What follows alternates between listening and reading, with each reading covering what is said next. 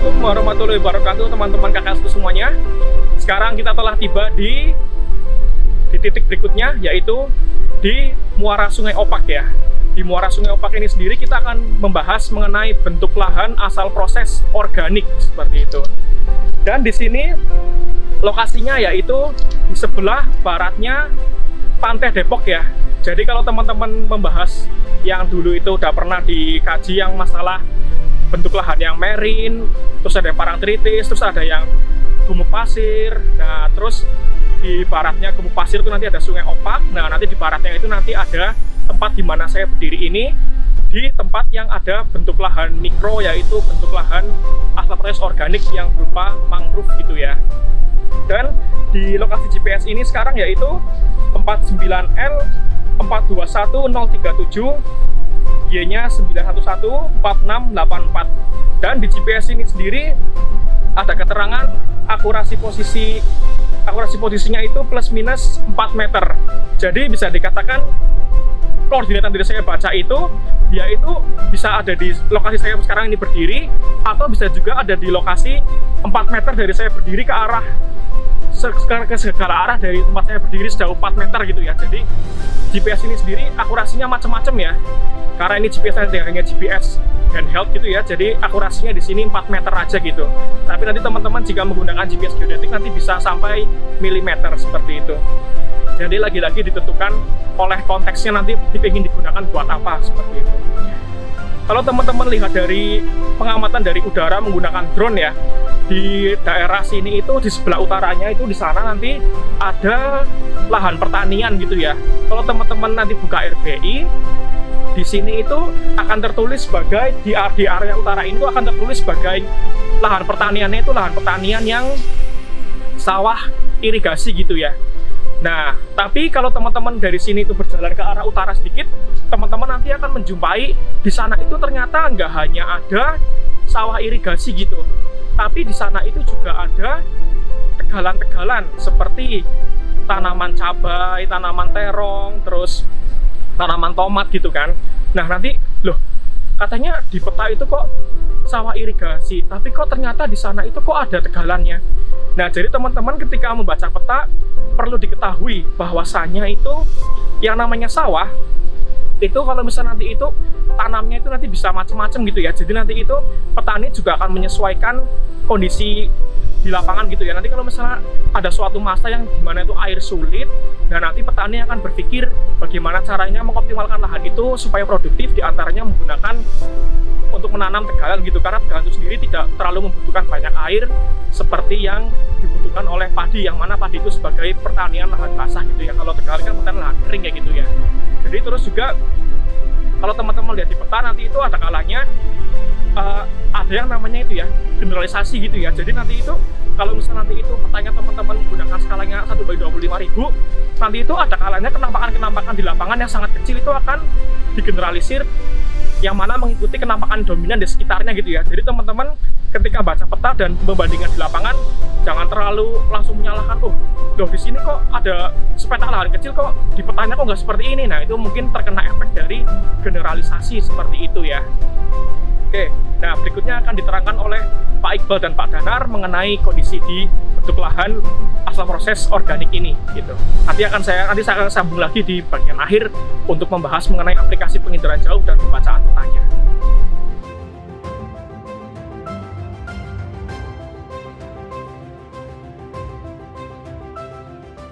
Selamat berjumpa kembali teman-teman di lokasi selanjutnya di KKL 1 kita.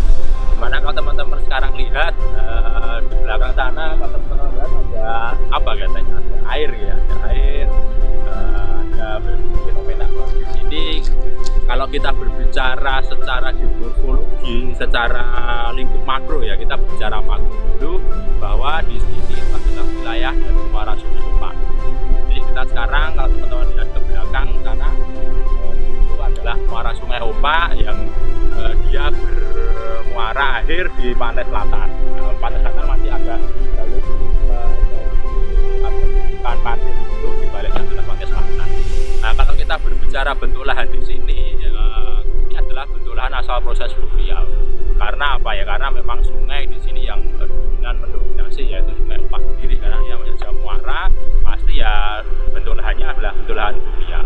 Tetapi di sini saya tidak akan menjelaskan fluvial karena fluvial sudah dijelaskan di tempat lain ketika teman-teman belajar di Sukoharjo, belajar di daerah tepi Bengawan Solo. Nah, sehingga di sini saya bukan akan di sini yang akan saya fokuskan, tapi yang di sini ada salah satu fenomena menarik, yaitu adalah salah satu bentuk lahan yang kalau dalam geomorfologi dikatakan sebagai bentuk lahan yang mikro. Jadi dalam sedikit mengulang ya, di geomorfologi kita kenal ada bentuk lahan makro dan juga bentuk lahan mikro. Bentuk lahan makro mungkin yang teman-teman sudah tahu seperti vulkanik, struktural, geodasional, kemudian solusional, fluvial, vulkanik, dan seterusnya. Dan dikenal juga ada bentuk lahan mikro seperti antropogenik, organik, dan satu lagi adalah bentuk lahan yang glasial yang dia sifatnya itu aeroin yang dia sifatnya bukan di tempat.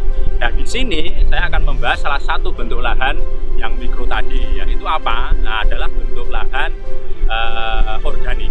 Nah, bentuk lahan organik bentuknya apa? Nah, nanti kita akan bahas di balik yang teman-teman lihat sekarang, yaitu di belakang situ. Nanti akan teman-teman lihat di sepanjang sungai atau muara dari Sungai Opak ini dia ada yang namanya mangrove. Nah, mungkin teman-teman juga sudah mengenal mangrove.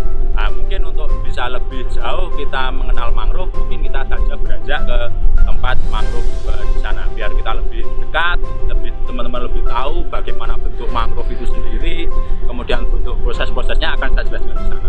Kita beranjak ke sana.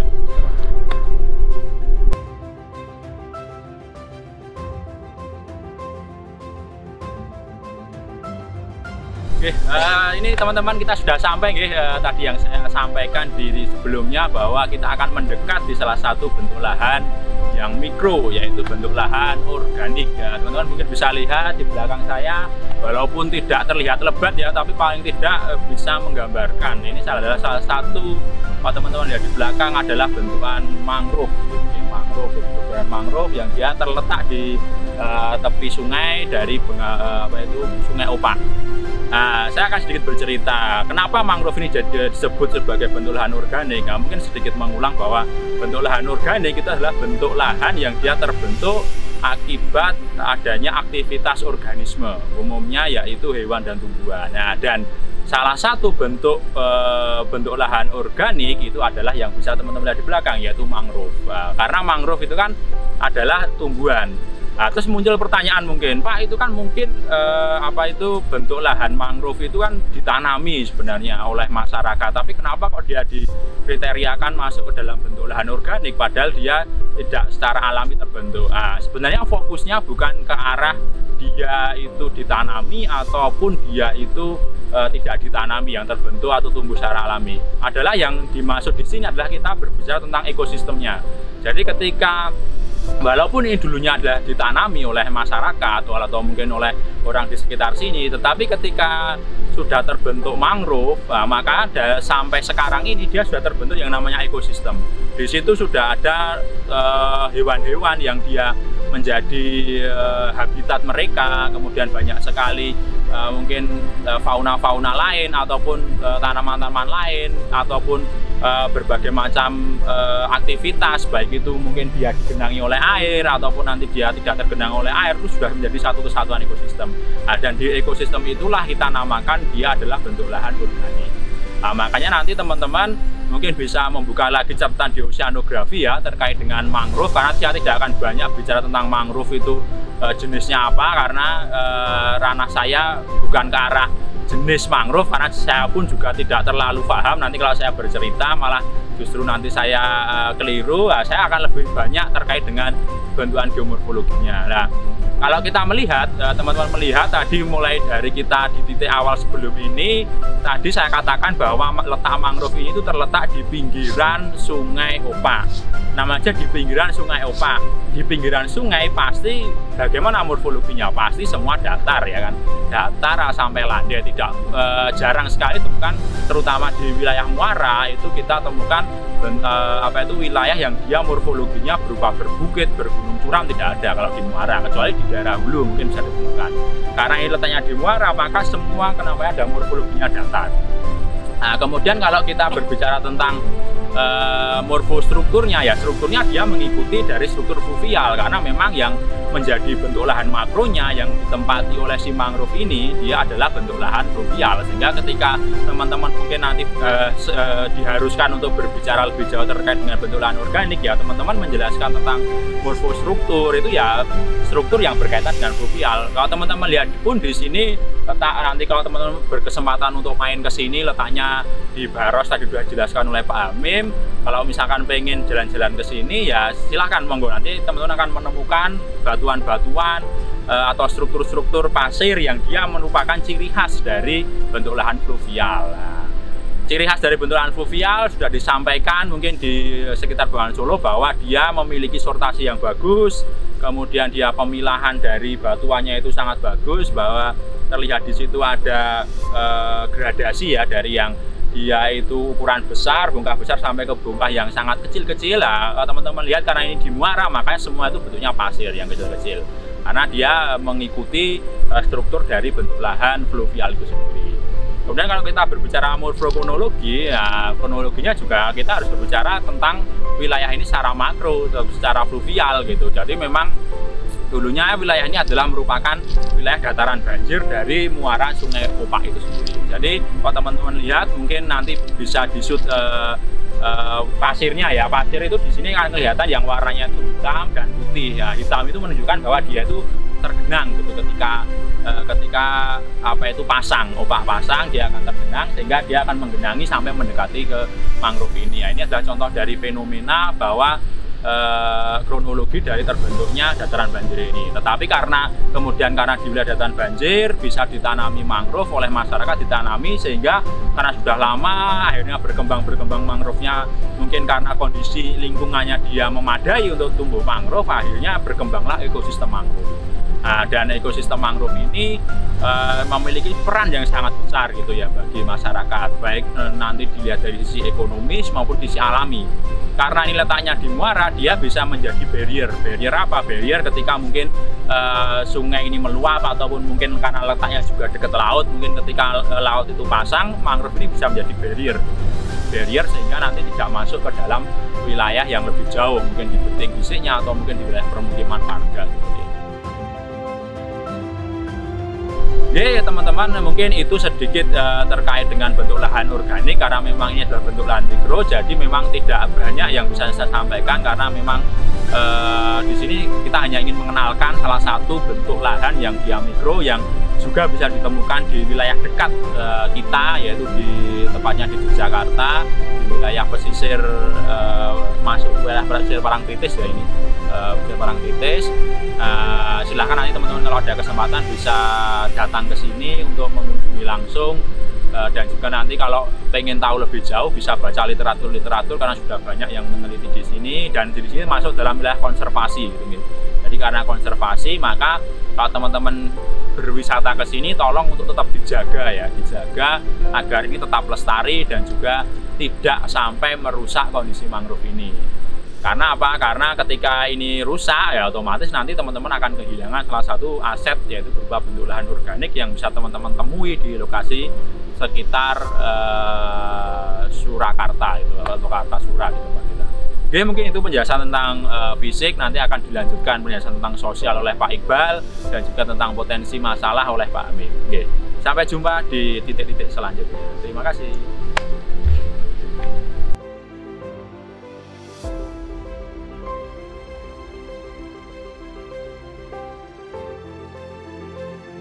Halo teman-teman, kembali lagi dengan saya Iqbal. Ya, kita di sini sudah sampai di titik yang mungkin sudah ke-8 atau ke-9 ya kalau kita urutkan dari lokasi-lokasi yang pertama.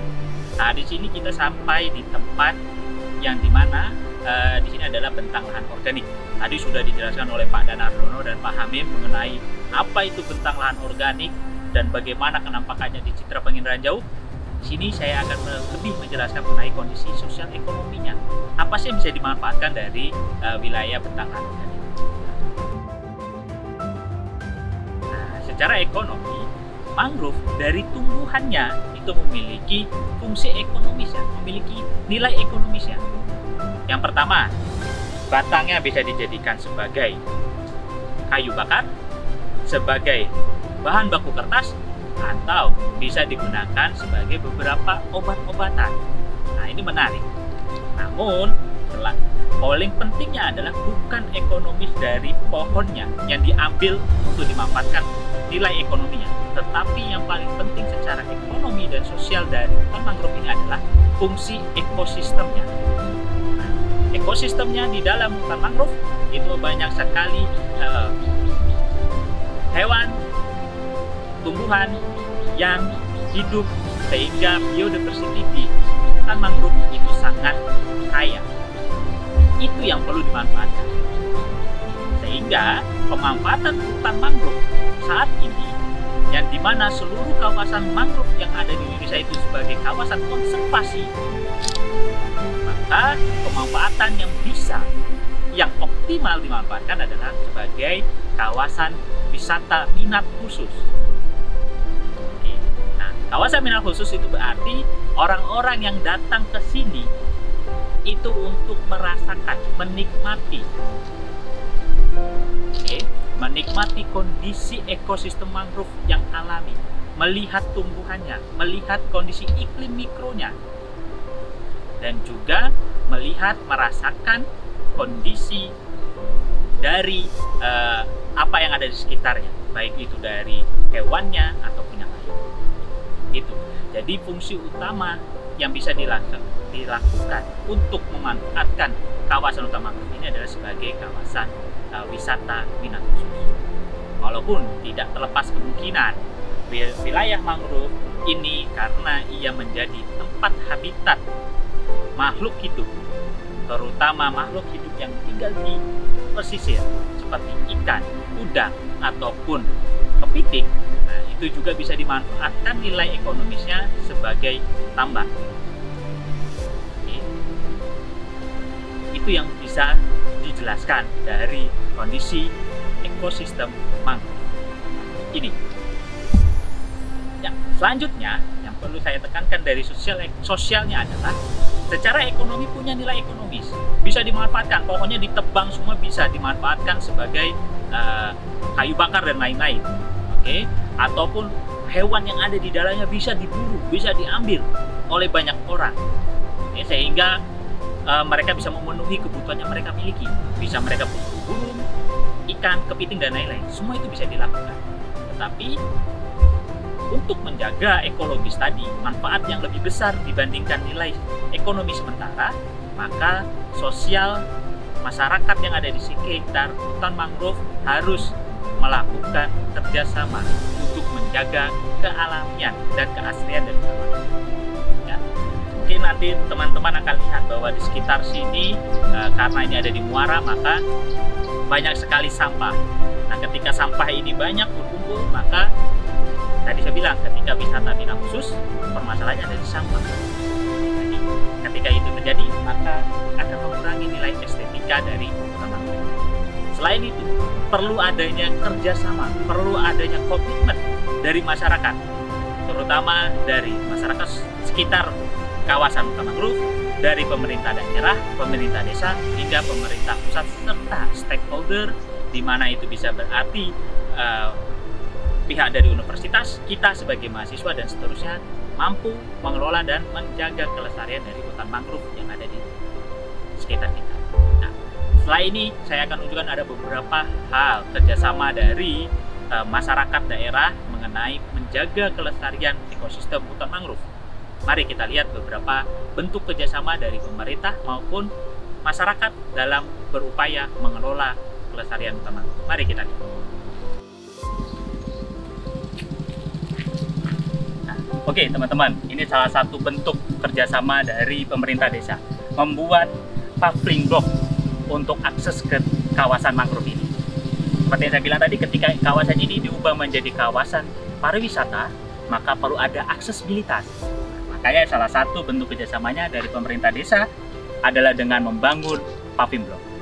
Ini contoh yang pertama.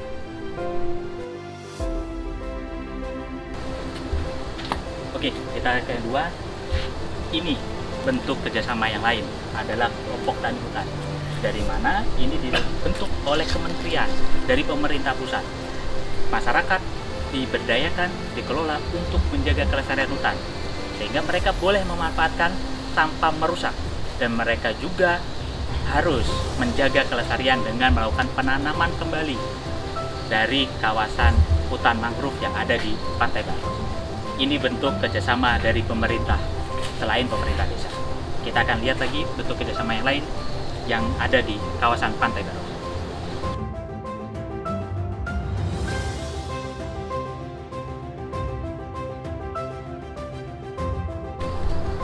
Oke, kita sampai ke bentuk kerjasama lain. Selanjutnya yaitu di sini masyarakatnya. Tadi pemerintah desa, pemerintah pusat diberdayakan masyarakatnya. Nah, ini bentuk masyarakat yang dilakukan, yaitu pemuda-pemudi untuk memanfaatkan dan melestarikan kawasan mangrove yang ada di Pantai Baros. Nah, terakhir kita akan lihat bentuk kerjasama dari akademisi. Kita sebagai akademisi apa saja yang bisa kita lakukan dalam menjaga kelestarian hutan mangrove yang ada di Pantai Baros atau di wilayah lain yang ada di Indonesia. Mari kita lihat bentuk kerjasama yang lain.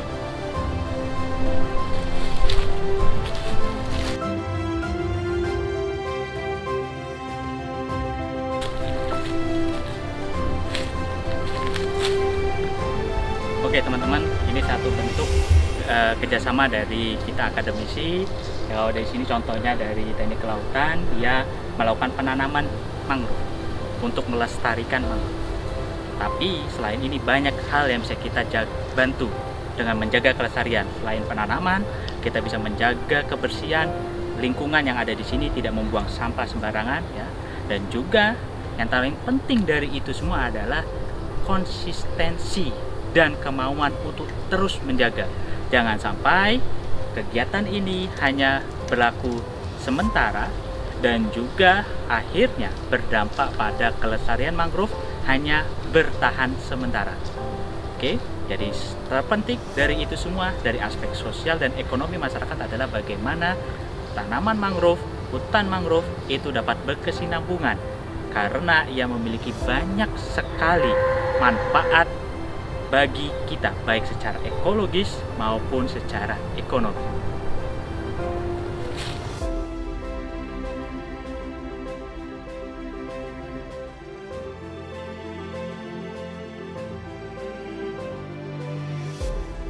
Nah, teman-teman semuanya, jadi kalau teman-teman sendiri itu lihat peta, terus membandingkan dengan kondisi di lapangan kok ada perbedaan, nah teman-teman bisa coba evaluasi dulu. Coba cek tanggal dari peta tersebut dibuat, datanya tahun berapa. Nah, nanti kalau namanya suatu wilayah itu sendiri kan dinamis ya, nanti bisa jadi nanti lahannya tahun 2000 sama tahun 2021 nanti bisa beda gitu kan ya, yang pertama itu. Terus yang kedua juga, perhatikan skalanya gitu.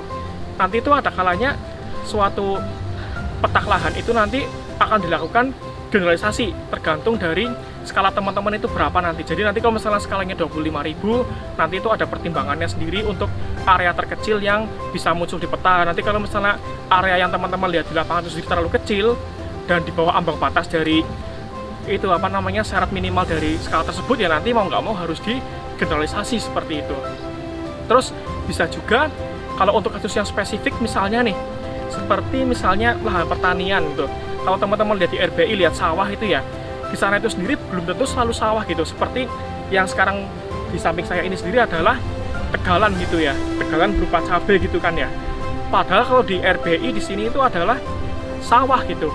Nah, kenapa bisa seperti ini? Ya itu lagi-lagi karena yang namanya di lahan pertanian itu sendiri yang sawah itu petani ada kalanya penyesuaian dengan kondisi di lapangan gitu. Nanti misalnya airnya lagi dikit apa gimana, ntar bisa digantikan nanam tegalan seperti cabai misalnya, supaya nanti itu lahannya tetap produktif tapi nanti itu nggak butuh suplai air sebanyak dari lahan sawah seperti itu.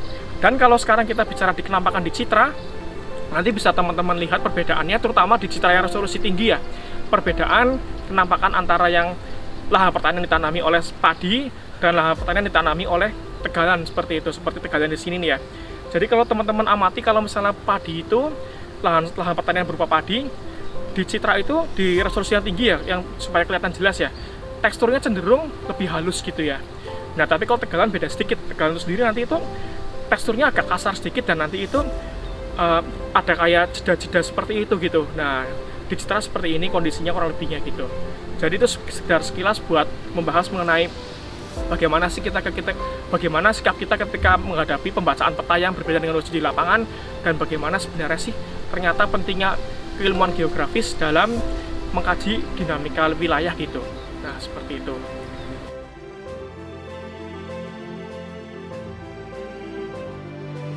Sekarang kita akan bahas sedikit ya mengenai cara interpretasi tutupan vegetasi mangrove gitu ya dari citra satelit gitu. Nanti kira-kira sebenarnya bagaimana sih membedakan mangrove dengan vegetasi yang ada di daratan gitu ya. Nah, seperti apa? Oke, kita saksikan bersama-sama. Nah, ini adalah kenampakan dari pemberhentian di mangrove Baros ya. Yang mana di sini adalah yang ini nih, sebentar.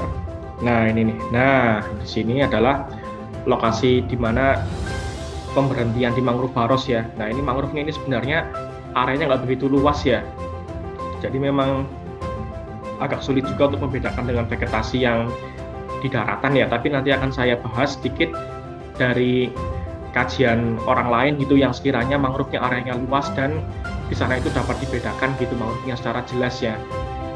Nah seperti ini. Di sini saya menggunakan citra Sentinel ya, Sentinel 2, resolusinya 10 meter. Nah ini menggunakan komposit yang near infrared, red dan green ya. Nah itu. Jadi kombinasi saluran inframerah dekat, saluran merah dan saluran hijau seperti itu. Nah, kalau di RBI titik pemberhentian mangrove kita itu di sini ya, M1 ini nih. Nah, RBI yang saya gunakan ini adalah RBI yang dilakukan survei lapangan tahun 95 ya, sudah lama sekali. Jadi memang kenampakan yang dimuncul di RBI yang saya gunakan ini belum tentu sama dengan yang kondisi sekarang gitu teman-teman ya. Contohnya tadi itu di mana kita tadi berhenti itu harusnya kan mangrove ya, tapi di sini masih sawah irigasi gitu. Nah di sini kan hamparan sawah irigasi gitu ya.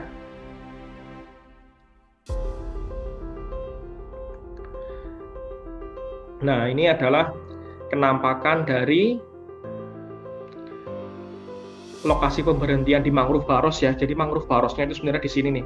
Kalau ini diamati dari citra resolusi tinggi ya, dari Google Earth ya ini ya. Nah, di sini mangrove Barosnya. Nah, tadi kalau teman-teman lihat kan di RBI kan di sini kan hamparan sawah irigasi di sini ya. Nah, tapi yang di sawah itu sendiri bisa dikatakan nanti itu nggak selamanya sama dengan yang kondisi di RBI ya, karena bisa jadi karena tahun perekamannya zaman dulu itu tahun 95, nah tahun 2020 udah berubah ya. Dan di sawah itu sendiri pun juga nanti kenampakannya ada macam-macam ya. Bisa dikatakan nanti itu ada kalanya petani itu nggak selamanya menanam padi gitu ya, tapi ada kalanya juga menanam kayak tanaman-tanaman cabai, tanaman tomat gitu teman-teman ya. Nah terus juga kalau teman-teman amati di citra resolusi yang tinggi gitu ya, teman-teman nanti bisa mendapatkan petunjuk kira-kira di suatu sawah itu sedang ditanami padi atau sedang ditanami tanaman seperti cabai yang teman-teman lihat tadi itu ya. Nah kalau misalnya padi itu gampangannya dia itu cenderung itu teksturnya bakal halus seperti ini teman-teman ya. Nah ini citranya apa, teksturnya halus seperti ini padi yang udah lebat ya.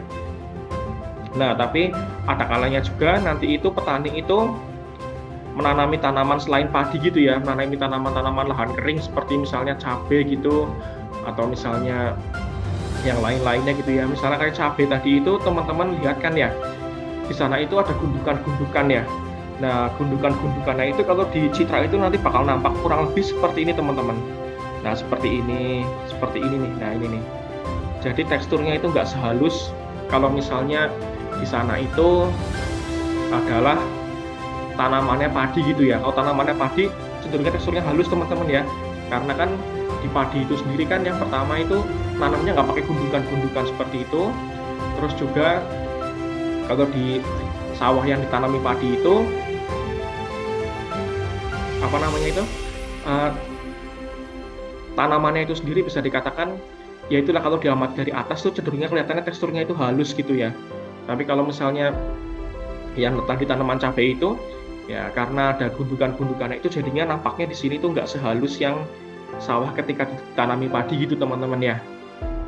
Nah tapi itu dia, lagi-lagi yang namanya sawah itu sendiri ada kalanya juga di tempat-tempat tertentu itu nggak selamanya ditanami padi ya, tergantung dengan kondisi air juga gitu kan. Yang mana kalau misalnya padi kan butuh air banyak ya, kalau misalnya kayak tanaman-tanaman cabai gitu kan nggak begitu butuh banyak air gitu. Nah jadi karena tadi dari citra itu sendiri kurang begitu terbedakan ya antara vegetasi mangrove dan vegetasi yang daratan teman-teman ya. Dan juga area di area kajian tadi kita yang mangrove-nya itu areanya cuma kecil banget mangrove-nya ya. Jadi di sini saya akan menggunakan hasil dari kajian orang lain ya. Nah ini teman-teman nanti bisa dilihat di YouTube juga nanti menggunakan kata kunci 8 webinar Binderin. Nah ini di sini bahas tentang penginderaan jauh untuk mangrove teman-teman ya. Nah jadi ini disampaikan oleh Pak Gatot ini ya. Ini yang sudah expert sekali di bidang mangrove ini ya. Nah ini kalau misalnya ini di Banyuwangi ya, di sini kan hamparan mangrove-nya kan luas ya, nggak kayak tadi tempat kita di Mangrove Baros ya. Nah, jadi kalau dari citra satelit itu sendiri, misalnya menggunakan Landsat ya. Nah, kombinasi saluran yang enak untuk membedakan vegetasi mangrove dan vegetasi daratan adalah menggunakan komposit yang ada saluran 6-nya, berarti kan di saluran 6 di atau 8 kan berarti kan NIR ya, NIR infrared ya. Bukan, sorry. Saluran 4-nya di LEDS 8 itu sendiri adalah saluran merah. Terus saluran 5 adalah NIR infrared, saluran 6 adalah saluran shockwave infrared atau SWIR ya. Jadi ini di sini menggunakan saluran SWIR, NIR sama red ya. Kalau di sini sebenarnya masih sama-sama menggunakan SWIR, NIR dan red, cuma posisi SWIR sama NIR-nya ditukar ya, jadinya nampaknya lebih agak merah-merah seperti ini vegetasinya karena kombinasi bandnya seperti ini ya. Nah, jadi kenapa dipilih saluran SWIR, NIR sama red ya? Nah nanti akan dibahas di bagian pola pantulan spektral teman-teman ya. Nah jadi kalau misalnya pada dasarnya itu kalau dari citra satelit menggunakan komposit yang SWIR, NIR sama red, kalau misalnya mangrove itu sendiri diketahuinya sebenarnya simpelnya itu kalau misalnya mangrove itu yang jelas kan di dekat perairan tempatnya gitu ya. Pokoknya apa namanya di transisi antara perairan dan daratan ya. Terus juga kalau di citra itu sendiri kenampakannya itu cenderungnya lebih gelap gitu ya. Nah ini mangrove ini lebih gelap nih. Nah ini mangrove lebih gelap dan lokasinya di transisi antara daratan dan perairan ya. Ini juga mangrove nih. Nah ini juga mangrove juga ini cuma menggunakan beda komposit aja ini. Nah ini yang mangrove. Nah cuma nggak selamanya mangrove itu sesimpel ini dibedakannya teman-teman ya. Nanti itu juga ada kalanya ada juga jenis-jenis mangrove yang memang dia itu kenampakannya jika dilihat dari citra itu mirip dengan vegetasi daratan ya. Jadi memang pemetaan mangrove memang cukup menantang gitu teman-teman ya. Apalagi jenis mangrove macam-macam. Nah, kalau kebetulan di sini itu mangrove-nya ini yang di sini gampang dibedakan dengan vegetasi daratan ya. Tapi ada juga kondisi di mana mangrove-nya itu jenisnya itu ketika diamati dari citra satelit mirip dengan vegetasi daratan. Nah, lalu kenapa tadi kok mangrove-nya itu pada jenis tertentu itu kok cenderung nampak lebih gelap ya dibandingkan vegetasi daratan ya. Nah sebenarnya karena adanya efek background spektral teman-teman ya. Nah jadi kalau misalnya mangrove itu kalau diamati dari atas nanti itu kan pasti kelihatan apa namanya dia itu kan di kayak tergenang air gitu kan ya. Jadi nanti itu otomatis airnya itu tuh nanti mempunyai kontribusi terhadap pola pantulan spektralnya itu teman-teman ya. Nah jadi kalau misalnya vegetasi yang biasa itu ya, vegetasi biasa di daratan dia itu kan background spektralnya itu kan tanah yang kering gitu ya. Nah, tanah yang kering itu sendiri tuh nilai pantulan spektralnya itu lebih tinggi dibandingkan tanah yang basah gitu ya. Yang mana kalau misalnya mangrove itu sendiri kan background spektralnya kan adalah tanah yang basah gitu ya. Jadinya makanya dengan background spektral di mangrove itu yang basah tanahnya, otomatis nanti itu akan berkontribusi terhadap pola pantulan spektral, yang mana mangrove itu pada jenis tertentu cenderungnya itu nanti akan lebih gelap gitu ya dibandingkan dengan yang vegetasi daratan seperti yang misalnya di hutan gitu ya. Nah, lalu juga ada penelitian juga ini dari yang Pak Gatot sampaikan di webinarnya itu, kalau misalnya kita menggunakan saluran ini red ya, ini band 4/8 ini adalah red, di sini near infrared, dan di sini SWIR ya. Nah, kalau diamati dari sini sebenarnya kalau dari band merah sebenarnya kurang begitu nampak ya perbedaan antara hutan dan mangrove ya, pola pantulan spektralnya ya.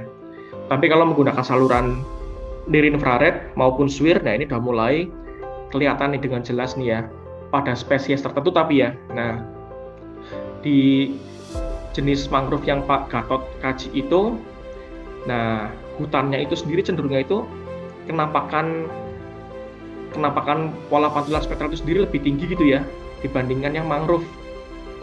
Nah, yang mangrove ini kan yang 3 ini kan mangrove ini ya, ini mangrove ini, dan yang sini adalah yang hutan gitu ya, yang mana kalau hutan itu sendiri kan background spektralnya adalah tanah kering gitu ya. Nah, lalu kalau misalnya di mangrove itu sendiri background spektralnya adalah kayak tanah yang basah gitu ya, jadi otomatis nah di sini nih tanah yang kering itu sendiri tuh nilai pantulan spektral lebih tinggi dibandingkan tanah yang basah ya. Dan bedanya jika diamati di saluran near infrared cukup signifikan ya. Dan juga jika diamati dari saluran SWIR ini nih, di sini kan SWIR ya, SWIR 1 yang digunakan di Landsat ini, nah ini juga lumayan signifikan juga gitu ya. Makanya kontribusi dari perbedaan background spektral itu sendiri bisa digunakan sebagai dasar dalam membedakan vegetasi daratan seperti hutan dan vegetasi yang di transisi antara daratan dan perairan ya seperti mangrove ini nih. Nah, di SWIR juga kelihatan bedanya ya. Yang mangrove itu sendiri lebih rendah dibandingkan yang hutan gitu ya. Tapi lagi-lagi nggak selamanya seperti ini, juga ada jenis-jenis mangrove tertentu itu yang mirip pola pantulan spektral dengan vegetasi yang di daratan. Tapi paling nggak ini sekedar buat memberi gambaran aja buat teman-teman. Bagaimana kontribusi background spektral yang berbeda mengakibatkan pola pantulan spektral yang berbeda juga gitu.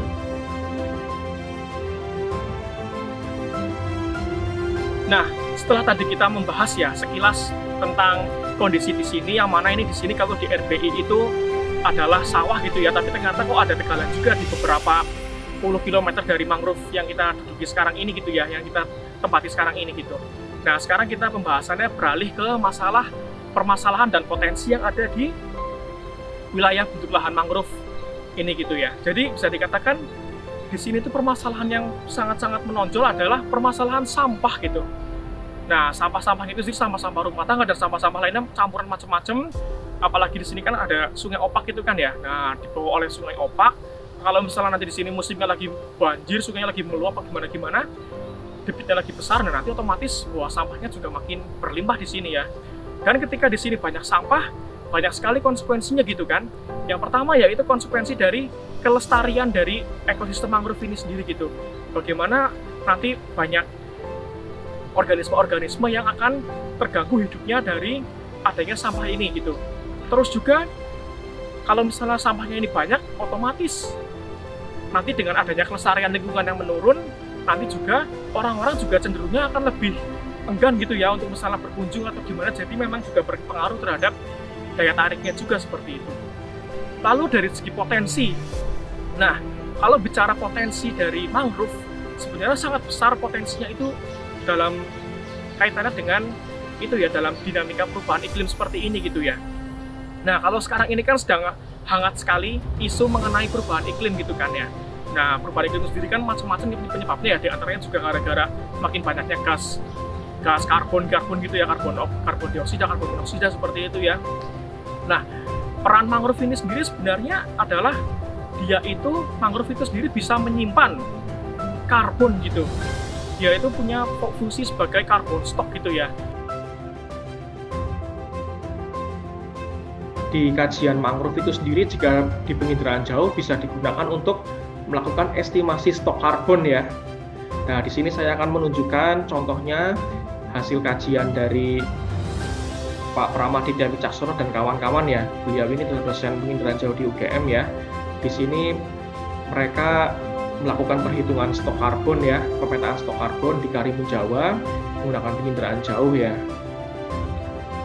Nah, di sini lokasinya ini nih. Nah, Karimun Jawa, di sini mangrove-nya ini nih. Terus ini adalah lokasi sampel yang digunakan ya oleh Pak Prama itu ya. Ini mangrove-nya ini.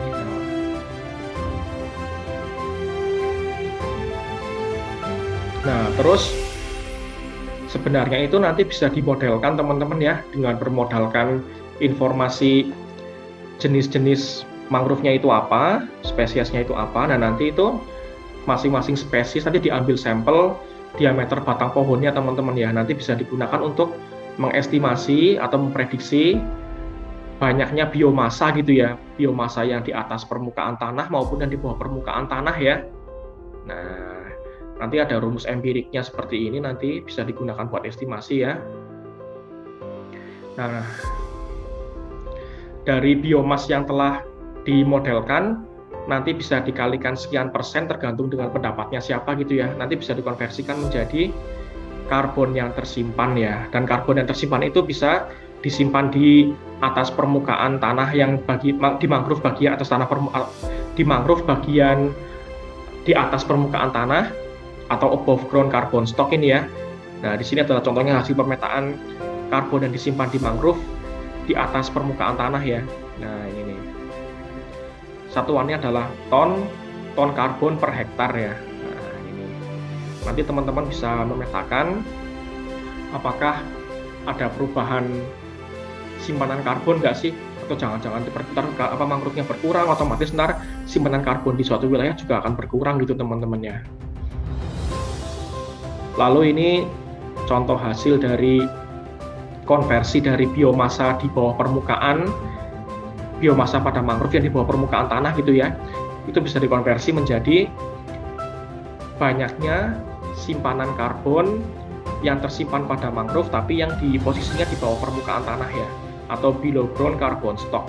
Satuannya juga sama, ton karbon per hektar ya. Nah, seperti itu. Jadi mangrove memang sangat spesial gitu ya buat menyimpan karbon ya. Karena ada karbon yang disimpan di atas permukaan dan ada karbon yang disimpan di bawah permukaannya itu ya. Makanya ini mangrove ini sangat bermanfaat dalam kondisi untuk menjaga kayak perubahan iklim gitu teman-teman ya. Bagaimana bertahan di perubahan iklim gitu. Karena mangrove ini sendiri bisa menyimpan karbon yang sangat intensif gitu ya. Bahkan dari kajiannya seseorang itu bisa dikatakan kalau misalnya mangrove itu sendiri mempunyai simpanan karbon yang lebih tinggi daripada hutan tropis. Seperti itu mengenai potensi dan permasalahan di mangrove ini gitu ya. Seperti itu. Teman-teman, inilah bentuk lahan organik yang kami contohkan di kawasan mangrove Pantai Baros. Ada beberapa hal yang bisa kalian pahami di sini, dari kondisi fisiknya, pengertian apa itu bentalan organik, contohnya seperti apa, mengapa disebut sebagai bentalan organik, dan juga kalau dari citra penginderaan jauh seperti apa penampakannya, dan juga penjelasan dari saya tadi tentang sosial ekonomi yang bisa dimanfaatkan dari kawasan mangrove ini. Silakan bisa dipelajari, dipahami.